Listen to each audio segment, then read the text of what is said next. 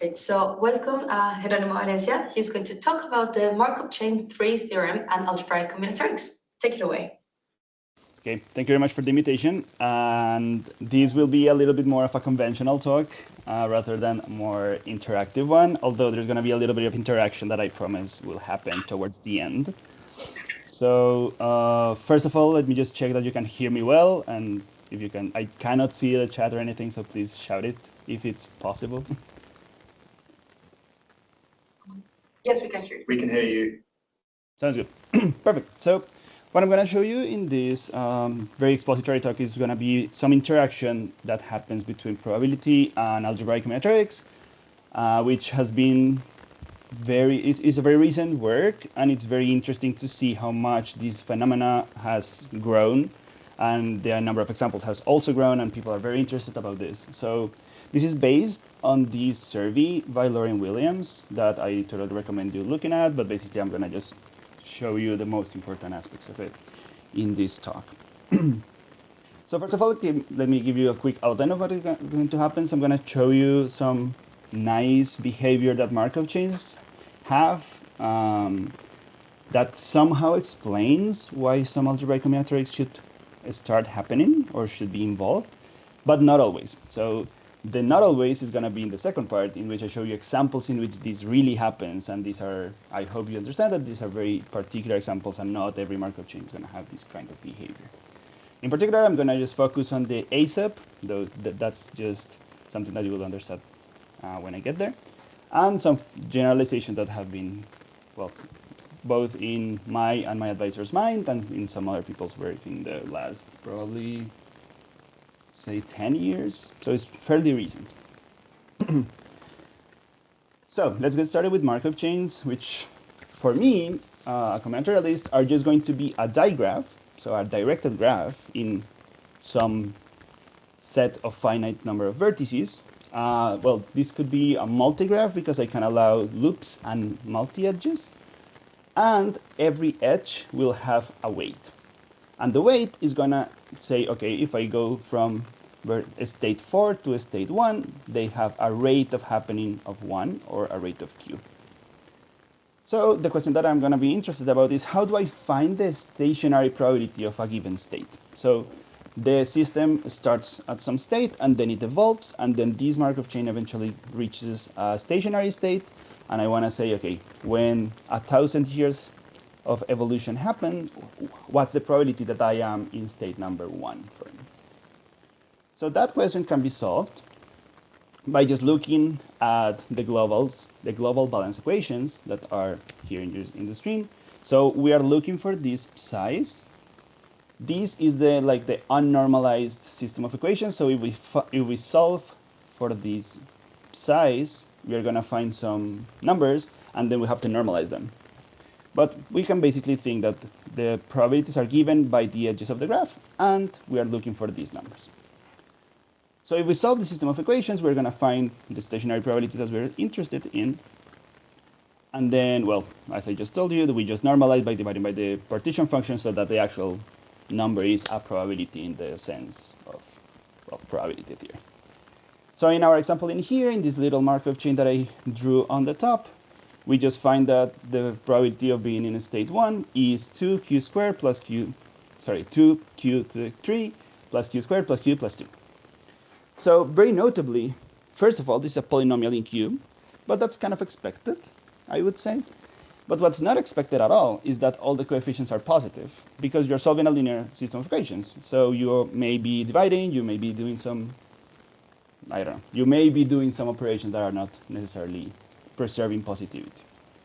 So, of course, as a combinatorialist, when you look at a polynomial that has positive coefficients, the first question that you have to ask yourself is, what are the coefficients counting? So what are those two, like those two 2's and these 1's over here? What are they counting? Well, that question actually is solved by the Markov chain 3 theorem. That states that if you have a finite state irreducible Markov chain, so this irreducibility is needed to define what, like the objects that I need. Well, the stationary distribution can be found as a sum of weights of rooted trees. Okay, so this is the statement of the theorem. The proof, I will not discuss the proof right now, but I just want to show you what I mean by this sum over here. So remember that we have this unnormalized probability for our state number 1. So these 2 in orange over here is going to correspond to these first 2 states. And what I'm going to be counting is the number of ways that I can go to my vertex 1 using a tree in my graph, such that all the edges are pointing towards that particular vertex. And then if I multiply the edges, then, well, if you take a look at these 2, all the edges have weight 1, so we have these 2 times 1. Similarly, this tree over here on the right has an edge that has weight q, so the total weight of this tree is q, which corresponds to this q here, and so on. So what the Markov chain tree theorem is telling me is that if I look at my directed graph and I look at a particular vertex, I just count the number of trees and multiply all the trees directed towards that edge, and I multiply the edges, the weight of the edges, and that's the answer. So we got a counting argument to why the things that we're looking at are positive. However, if you do that, well, you get the middle column, and all of these are positive and very nice. But all of these have a common factor of 1 plus q. So when I divide by the partition function, some cancellation is going to happen, and then my state number 1 actually becomes not positive. So this minus q shows up, which has nothing to do with any probability or any counting argument. It's just because there was a common factor that I just canceled. So the question that arises is, okay, are there Markov chains where I just compute my probability, not just the unnormalized one, but the actual probability normalized, in which the numerator and the denominator and the numerator are both positively expressed as polynomials?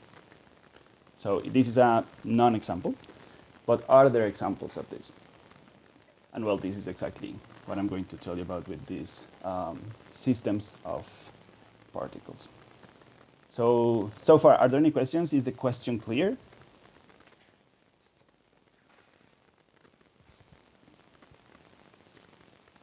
All right, I'll assume that means that it is. So let's get to actual examples of Markov chains that have this nice property.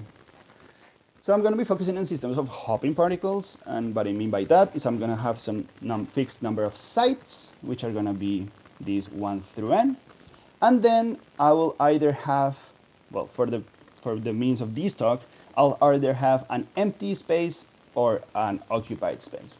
So there's going to be no particle or 1 particle. And I'm going to be looking at asymmetric simple exclusion processes, where this asymmetric comes from the fact that jumping to the right or to the left is going to be different. So not necessarily q is going to be equal to 1. And then this exclusion, well, simple means that only 1 particle moves at a time. Exclusion means that basically that we are in a fermionic regime. So every site only admits either at most 1 particle. There are not fermionic versions, but I'm not going to discuss that. And well, process, because this is a dynamical system, so this is going to be moving around.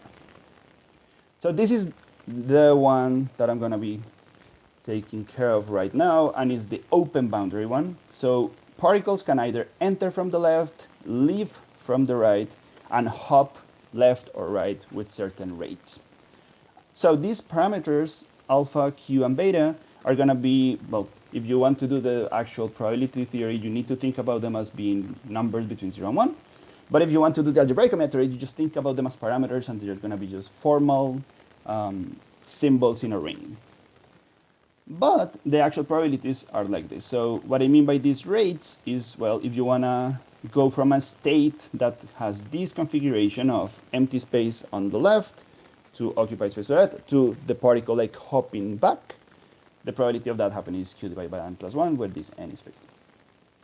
And for instance, the probability of a particle entering from the left is going to be, well, alpha divided by this. So again, we have finite number of states are just going to be binary strings of length n. And then the dynamics are going to be given by these probabilities. So that's our graph. So if you want to see an explicit example, then the n equal 2 case, which is annoyingly small, but illustrative enough for me to put it here, this is the Markov chain that we're going to care about. So we have the empty state, and then maybe some particle can come in, or maybe some particle. Oh, actually, there's a little mistake. This arrow is not good. This arrow should be to the other way. Because this particle could hop out, and then we will get from this state to this state, and so on. Anyhow, when you do write all the equations and you solve the system, you get these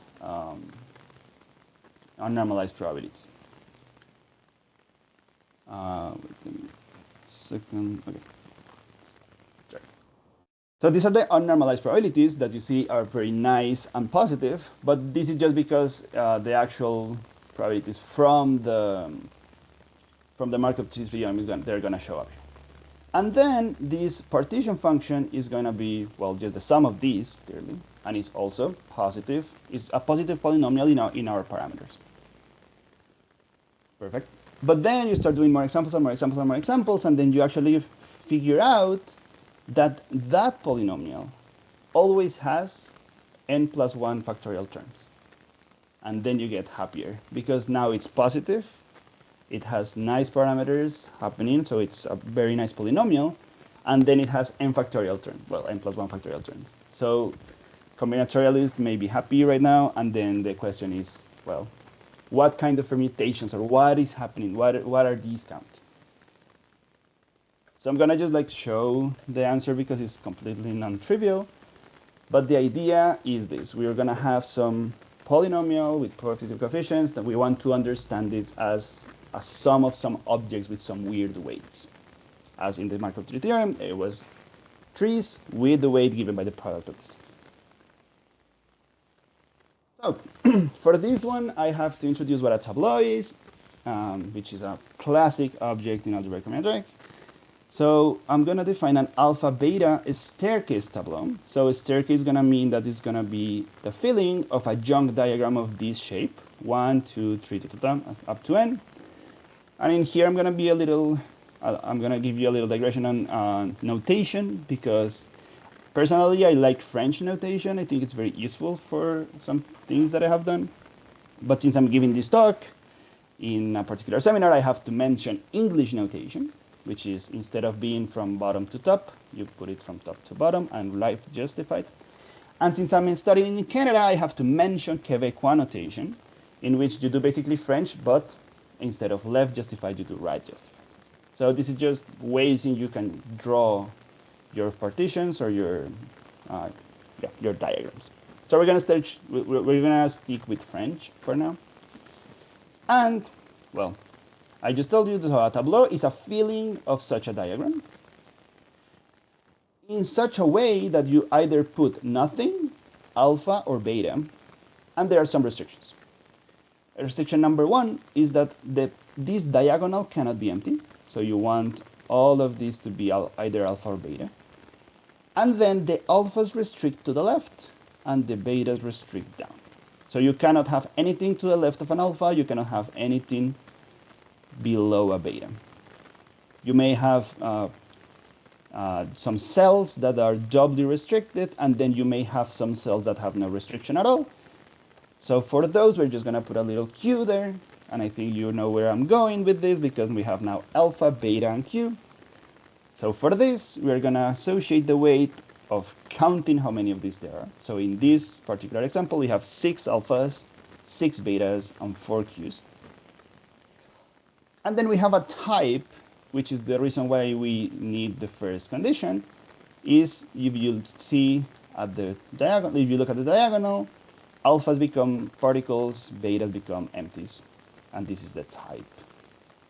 So the theorem, how it's going to be looking like, is if you have a state of the open boundary A sub on n sides, then the unnormalized probability is going to be a sum over this tableau with the correct type. So in our example, the unnormalized probability of the empty one is going to be beta and beta, of the full one is going to be just alpha and alpha here, and then you see that you cannot put anything. Now, if you have this state in which is empty and particle, this is doubly restricted. However, in this case, you have no restriction because remember, alpha is restrict to the left, beta restrict down. So this is basically like free, and you can put whatever you want, either alpha or beta, and this is the reason why we have this parenthesis in here. So this is quite nice. You actually solve the question, right? You have the probabilities as a sum of combinatorial objects. So I'm just going to give a word on why you would like, or how would you go into proving something like this. And the idea is to use this process called lumping or projection on Markov chains. So basically the idea is that you want to, from a Markov chain that is bigger, or let's say that has more states, so in this case X, you want to collapse some of the states to a Markov chain that is smaller, that it has states Y. And then you can, if you do that in a very nice way, you can actually understand the probability distribution on the bottom using the one on top. So what do I mean by that?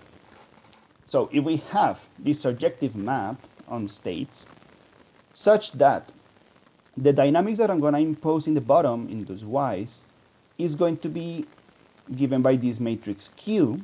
So this is saying, if I want to see what's the probability of going from a state Y0 to Y1, I just go up, look who corresponded to Y0, right?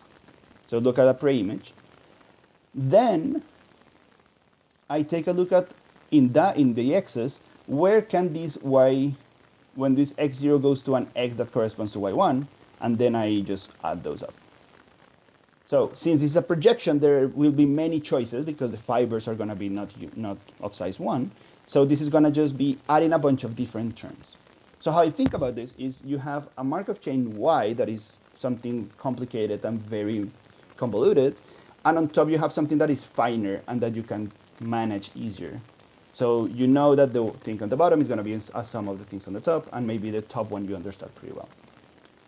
Well, if you have these ingredients, actually, that's a Markov chain with transition matrix Q, and the stationary distribution is just the sum as well. So the moral here is that if you understand the Markov chain on top, you can understand the one on the bottom. Or rather, if you have one on the bottom that you want to understand, you have to cook a Markov chain that is bigger that projects back to it, and then understand that one.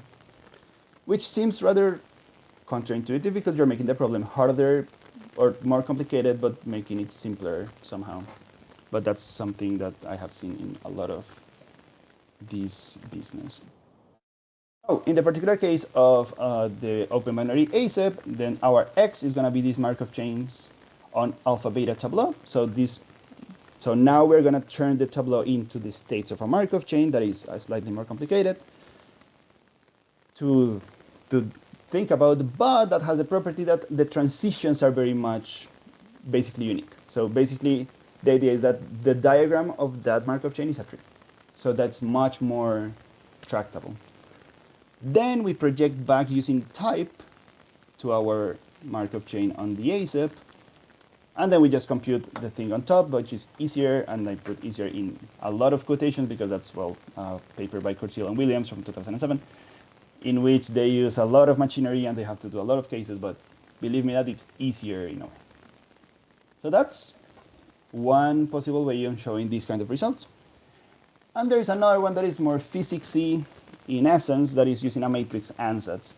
So a matrix ansatz, basically what you're doing is guessing what the correct answer should be and giving it in terms of Wilson matrices that satisfy certain algebra. So in this case, the matrices that satisfy the algebra are these and E's that you can see from either this paper or the paper that I just told you about, the survey from Miller and Williams. And these happen to be the transfer matrices that enumerate this tableau. So I don't want to go much into that, but there are other ways to prove this kind of results. But just think about the lumping one. I think it's a very interesting technique. Okay, so are there any questions on this particular theorem? just to say you've got about 2 minutes left, maybe. So. Okay, so let's just jump towards more interesting stuff without thinking about it too much, which is these guys over here.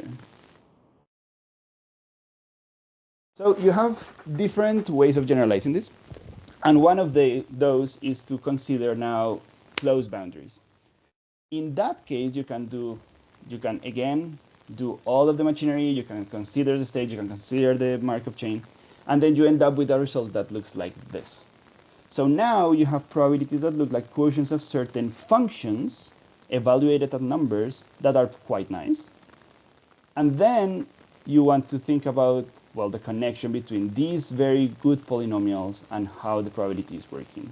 And you do exactly the same. You do a lumping process. You have the objects that define these polynomials are bigger, project back to the state that you want, and then you end up with some very interesting formula.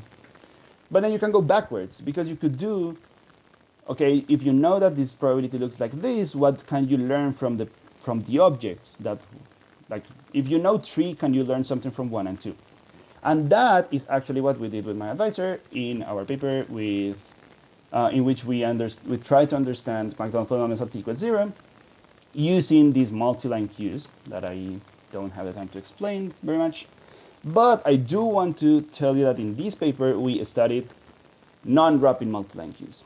And I want you to scan that QR code, and please try to bear with me with this, because I need to show you that this joint work with Stefan Fannerer-Mittag, that is a postdoc in Waterloo at the moment.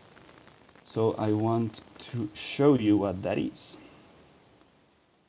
So are you looking at my screen right now? Can you see the browser? Yep, we can see. Perfect. So this is basically playing Connect 4. So you can just start playing nicely. But then what happens is that if you play to the left of an existing checker, this is not going to go all the way down. And this is going to happen, just do it like this. So you're going to have some extra restrictions, right? And then some more things are going to happen because, well, let's think about this one. If you want to, this is going to appear here. But if I drop something in this column, this is going to be stolen, and then this has to go down. So these objects that you're looking at are non-wrapping multi-line queues, as we define them in the paper. And then you can play Connect 4 with this. And this has a very interesting phenomena, that is that you can actually tie a game, because you can have 2 configurations happening at the same time. So in this version, you can actually tie, which is something that doesn't happen, of course, in Connect 4. So if you want to play around with this, we are looking for feedback on the game. It's something that we are doing recently, so please try it out. Okay, and with that, I'll just show you, this is a little list of generalizations that have to do with so many other interesting polynomials in algebraic combinatorics. All of these have similar results as the one that I showed you. And I am happy to talk about any of these with, if you're interested. And that should be it.